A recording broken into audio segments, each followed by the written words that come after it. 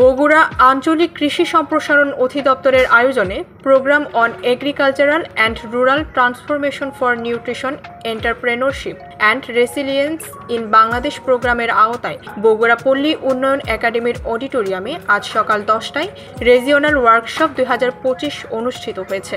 এতে বগুড়া, জয়পুরহাট, পাবনা, সিরাজগঞ্জ জেলা ও উপজেলার সকল কৃষি অধিদপ্তরের কৃষি কর্মকর্তারা উপস্থিত ছিলেন। বগুড়া আঞ্চলিক কৃষি অফিস বগুড়া রিজিয়ন এর অতিরিক্ত পরিচালক কৃষিবিদ ডক্টর আব্দুল ওয়াদুদের সভাপতিত্বে এতে প্রধান অতিথি হিসেবে বক্তব্য রাখেন কৃষি অধিদপ্তরের খামারবাড়ির পরিচালক কৃষিবিদ ডক্টর বেলাল উদ্দিন।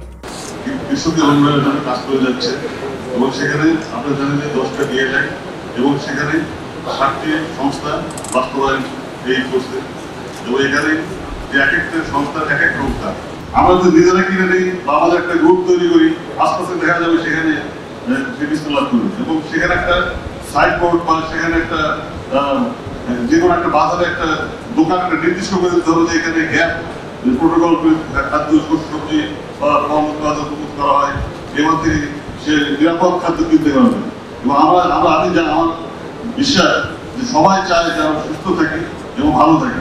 বিশেষ অতিথি হিসেবে উপস্থিত ছিলেন কৃষিবিদ আবুল কালাম আজাদ। অনুষ্ঠানে বক্তারা বলেন, কৃষিতেই উন্নতি, কৃষিতেই সমৃদ্ধি এই প্রতিপাদ্যকে সামনে রেখে কৃষি ও কৃষকের সাথে সুসম্পর্ক স্থাপনের মাধ্যমে দেশের উন্নয়নের আত্মনিয়োগ করতে হবে। কৃষি উন্নয়ন মানেই দেশের সামগ্রিক উন্নয়ন। অনুষ্ঠানে কৃষি উদ্যোক্তা সহ প্রিন্ট ও ইলেকট্রনিক মিডিয়ার সাংবাদিকগণ উপস্থিত ছিলেন। ডেস্ক রিপোর্ট, ভোরের পাতা।